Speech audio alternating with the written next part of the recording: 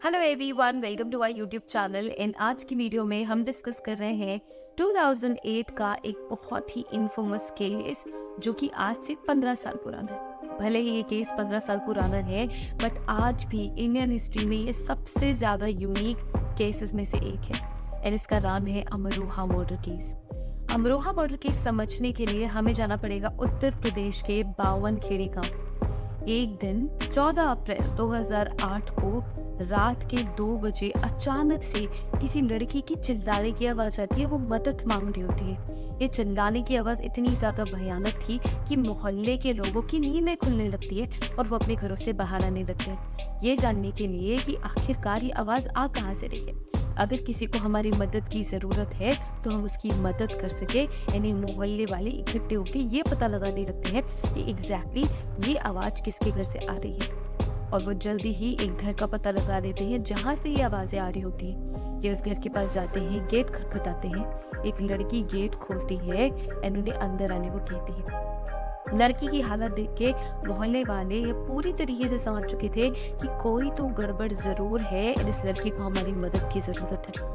मोहल्ले वाले जैसे ही घर के अंदर आते हैं, वो लड़की बेहोश होकर जमीन में गिर जाती है। और इसके बाद मोहल्ले वालों ने जो नज़ारा देखा वो शायद ही अपनी लाइफ में कभी वो भूल पाएंगे।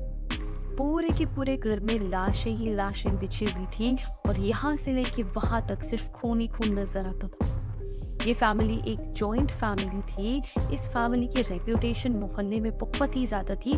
सारे के सारे मोहल्ले वाले इन्हें एक बहुत ही अच्छी फैमिली के नज़रिए से देखते एंड ये देखते ही सारे के सारे बहुत ही ज़्यादा परेशान हो जाते हैं।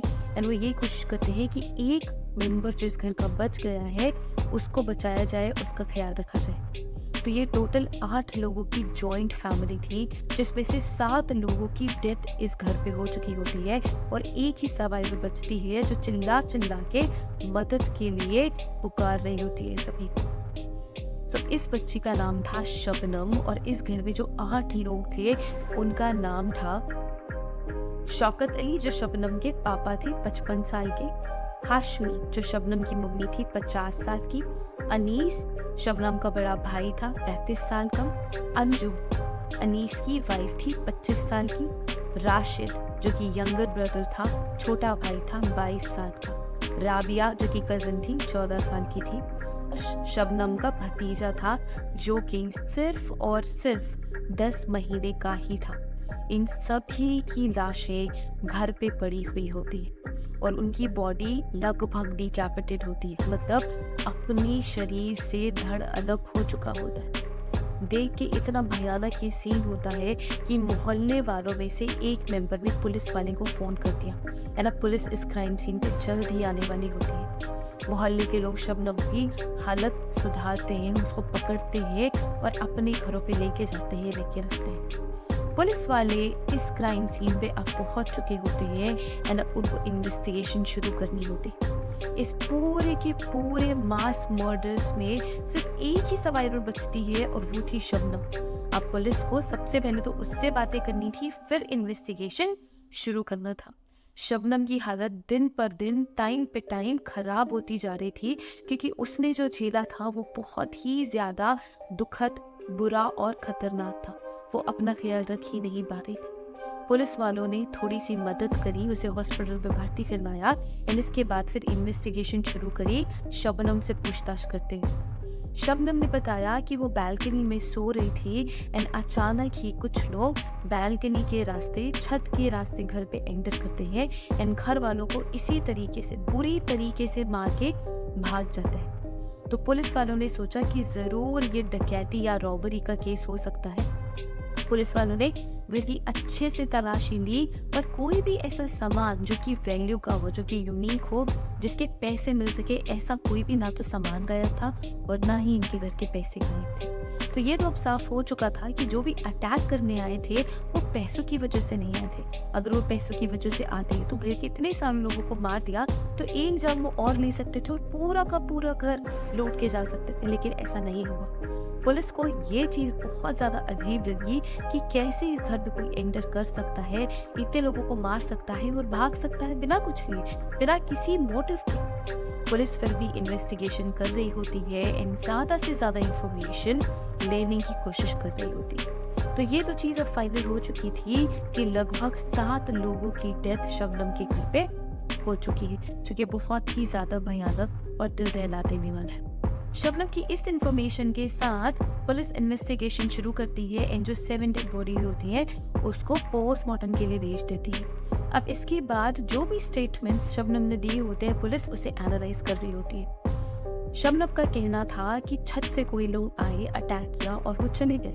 एंड ये इतना स्ट्रॉन्ग घर था जिसमें जो मेन गेट वो लोहे का था, इसके अलावा जो घर की प्रीमाइसेस थी उसका जो मेन गेट था वो लोहे का था। कोई भी इतनी लंबी दीवार छत में या बालकनी में जाने के लिए क्लाइम नहीं कर सकता इतनी इजीली। एक सिर्फ पाइप थी जिसमें अगर कोई 10 किलो का भी सामान रख दे तो वो पाइप अपने आप टूट के नीचे आ जाए। तो ऐसा कोई भी रास्ता नहीं था जिससे कि कोई भी इंसान छत तक पहुंच सके चढ़ के एंड छत के रास्ते जाके अटैक कर सके।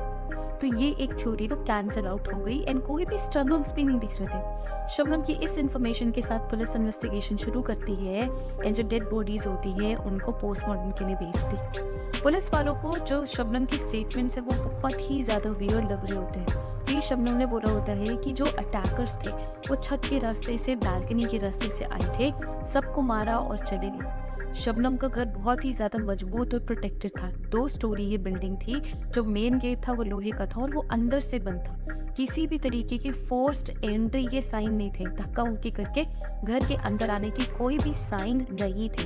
कोई भी ऐसा एविडेंस नहीं मिला जो ये बता सके कि बहुत सारे लोग घर के अंदर आए, अटैक किया और वापस से भाग गए। मेन गेट अंदर से बंद था। जो टेरेस था उस पे किसी को भी चढ़ने के लिए किसी मीडियम की जरूरत होगी, किसी सीढ़ी की जरूरत होगी, बट यहाँ पे ऐसा कुछ भी नहीं था। ये तो इम्पॉसिबल सा लग रहा था कि कोई इतनी लंबी दीवार क्लाइंब करके छत में जा सकता और फिर अटैक कर सकता है। एक इम्पोर्टेंट पॉइंट यहाँ पे ये भी था कि 7 लोगों को मारना किसी एक इंसान का काम नहीं हो सकता है। उसको 2-3 लोगों को साथ में लेके आना पड़ेगा, या फिर ये कोई ग्रुप हो सकता है जिसकी चपेट में शबनम की फैमिली आ गई। किसी भी तरीके का कोई भी फिंगरप्रिंट नहीं मिला, गेट के पास से नहीं मिला, क्राइम सीन से नहीं मिला। इसके अलावा किसी भी तरीके के फुटप्रिंट्स बरामद नहीं हुए, कोई भी स्ट्रगल मार्क नहीं था, कोई भी फोर्स एंट्री का साइन नहीं था, जो कि बहुत ही ज्यादा एक इम्पोर्टेंट फैक्टर पुलिस वालों को लग रहा था, इन्वेस्टिगेटिव ऑफिसर्स को लग रहा था।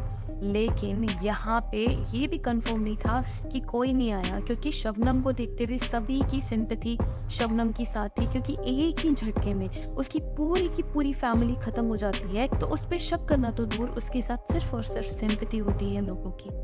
शबनम के पिता शौकत अली का किसी से भी कोई झगड़ा नहीं था, कोई डिस्प्यूट नहीं था जिससे हम ये समझ सके कि उनके दुश्मन घर पे आते हैं, फैमिली को खत्म करते हैं और भाग जाते हैं। ऐसा भी कुछ भी नहीं था। पर इसके अलावा एक सिंगल एविडेंस भी नहीं मिल रहा होता। इस पूरे के पूरे केस में सबसे पहला ब्रेक मिला था पोस्टमार्टम रिपोर्ट से।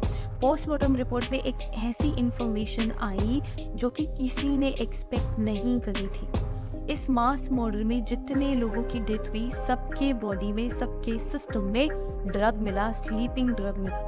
तो इसका मतलब ये तो जरूर था कि अटैक के टाइम पे शबनम की पूरी फैमिली सो रही थी। और इससे एक चीज और क्लियर होती है कि ये प्लान किया हुआ क्राइम है, ये पहले से सोचा गया हुआ क्राइम है कि पहले हम जहर देंगे फिर इस तरीके से मारेंगे। तो ये तो कंफर्म हो गया था पोस्टमार्टम रिपोर्ट में कि पहले जहर दिया गया है, पहले ड्रग दिया गया है, उसके बाद फिर इन सभी को मारा गया। तो ये चीज यहाँ पे क्लियर हो चुकी थी। अब इस पूरे मामले में धीरे धीरे करके शबनम की हालत बद से बदतर होती जाती है। तो पुलिस वालों ने शबनम को हॉस्पिटल में एडमिट भी करा दिया होता है एंड वो अपने लेवल से इन्वेस्टिगेशन कर रहे होते हैं। पुलिस वालों ने सोचा कि क्यों ना शबनम पे ही थोड़ा ध्यान रखा जाए और इसकी शुरुआत हुई उसकी कॉल डिटेल्स देखने से। कॉल डिटेल्स जैसे ही पुलिस वालों ने शबनम के देखे, उन्होंने एक नंबर आइडेंटिफाई किया जिससे शबनम बहुत ही फ्रीक्वेंटली बात करती है एंड पिछले कुछ टाइम पे तो हद से ज्यादा उसने बातें करी। तो जिस शख्स का नाम आया उस शख्स का नाम है सलीम शबनम का फ्रेंड था एंड वो बहुत ज्यादा बातें किया करते थे। शबनम से पूछते हैं कि ये कौन है, सलीम कौन है जिससे तुम इतनी बातें करती हो। तो शबनम ने बताया कि सलीम उसका दोस्त है एंड वो उससे बातें करती रहती है। इस पूरे की पूरे कॉल रिकॉर्डिंग एनालिसिस में दो चीज़ें और पुलिस वाले बहुत खास तरीके से गौर करते हैं। वो सबसे पहला ये होता है कि जिस टाइम पे अटैक हो रहे थे, या फिर शबनम ने बताया कि जिस समय पे अटैक हो रहे थे उस समय पे एग्जैक्टली उस टाइम पे शबनम अपने फ़ोन से सलीम से बात कर रही थी। और ये क्वेश्चन पुलिस वालों ने फिर से पूछा। घर वालों की ऐसी हालत देख के इतना ज़्यादा डर गई थी कि उसे मदद की ज़रूरत थी और उसने सलीम को फ़ोन किया। पर यहाँ पे सोचने वाली बात ये है कि मोहल्ले वालों को जब बुलाया शबनम ने तो चिल्ला के बुलाया, फ़ोन करके नहीं बुलाया। वो चिल्ला दी थी, बहुत ज़्यादा चिल्ला दी थी, अनकॉन्शियस हो गई थी, बट किसी को फ़ोन करके नहीं बुलाया। इसके अलावा जो पुलिस कंप्लेन थी वो भी उसके मोहल्ले वालों ने फाइल करी थी। शबनम ने खुद से पुलिस को फोन करके इन्फॉर्म नहीं किया। अब इन सारे एविडेंसेस का जवाब शबनम सही से दे नहीं पा रही थी और अब शबनम इस पूरे के पूरे केस में बन चुकी थी प्राइम सस्पेक्ट। जब ये केस हुआ था तो एक ही घर के 7 मेंबर्स अब मर चुके हैं। ये सोच के बहुत ज्यादा सिंपैथी शबनम के पास आई थी। यूपी की गवर्नमेंट ने 11 लाख रुपए इनाम देने की भी घोषणा करती थी, लेकिन पुलिस वालों की रिक्वेस्ट से जब तक के ये कन्विक्शन नहीं हो जाती तब तक के उन्होंने इस पैसे के अमाउंट को रुकवा दिया। अब इसके बाद एक ऐसी रिपोर्ट आई जो कि बहुत ही ज़्यादा शॉकिंग थी। पुलिस वाले भी शॉक में चले गए। इसकी एक्सपेक्टेशन किसी को भी नहीं थी। वो थी शबनम की रिपोर्ट। अब आप याद करो जब मैं कह रही थी शबनम की हालत खराब होती जा रही थी एंड पुलिस वालों ने शबनम को हॉस्पिटल में भर्ती कराया था। अब इस हॉस्पिटल में बहुत सारे टेस्ट हुए थे, उन टेस्ट की रिपोर्ट अब आ चुकी थी एंड पुलिस वालों को ये भी तो चेक करना था कि जब पूरी की पूरी फैमिली की बॉडी में पॉइजन आ रहा है तो क्या शबनम की बॉडी में भी पॉइजन है। पर ऐसा नहीं था। घर वालों की बॉडी में तो पॉइजन था बट शबनम की बॉडी में पॉइजन नहीं था। इस पूरी की पूरी रिपोर्ट में एक ऐसी इंफॉर्मेशन थी जो कि बहुत ही ज़्यादा इम्पोर्टेंट इस केस के लिए बनी और वो थी प्रेगनेंसी की रिपोर्ट। इस रिपोर्ट में ये बताया गया that Shabnam is 4 week pregnant. तो शबनम 4 वीक प्रेग्नेंट थी at the time of crime और शबनम तब 25 साल की थी। अब सभी को पता है कि इंडियन कम्युनिटीज में शादी के पहले बच्चा टैबू माना जाता है। आज की डेट में फिर भी आप अपने पेरेंट्स से शेयर कर सकते हो कि कैटेगरी में आता था, यानी कि बहुत इम्पोर्टेंट स्टेप इस केस के लिए साबित हुआ। इसके बाद शबनम ने कन्फेस करा कि सलीम और शबनम रिलेशनशिप में है। अब यहाँ पे चीज़ें क्लियर होने लग गई थी धीरे धीरे।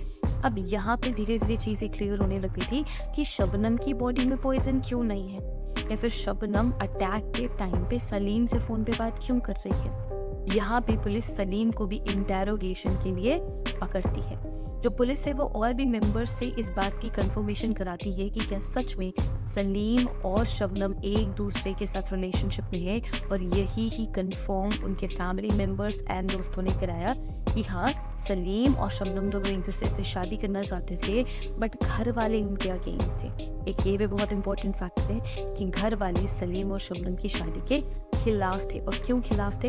क्योंकि शबनम बहुत ही ज़्यादा पढ़ी लिखी थी, वो डबल MA थी और पेशे से टीचर थी। वहीं पे सलीम सिर्फ क्लास 5 और ड्रॉप आउट था, इन वो कोई भी काम नहीं करता था।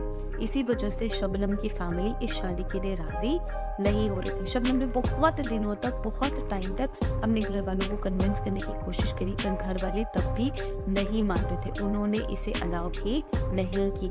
हमेशा वो गुस्सा हो जाते थे और घर पे बहुत बहस होती थी सिर्फ इसी कारण से। तो पुलिस वालों को यहाँ पे एक मोटिव बनता हुआ दिख रहा था सलीम और शबनम की साइड से।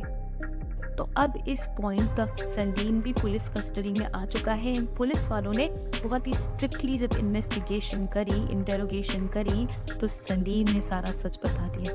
सलीम ने एक सच पुलिस वालों के साथ शेयर किया। तो सच ये था कि जिस दिन ये अटैक हुए उस दिन ये शुरुआत हुई चाय से।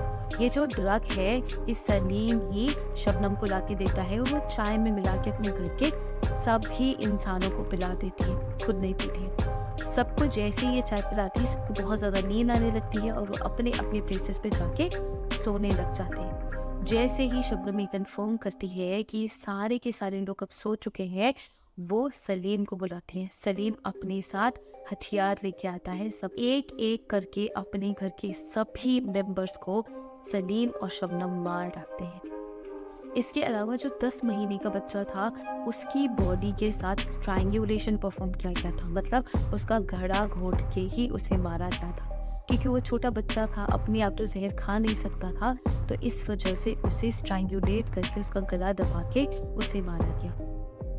तो अब इस पॉइंट तक शबनम ने अपने बयान बदल दिए थे और जो सलीम है वो अपने पॉइंट ऑफ व्यू से चीज़ें बता रहा था।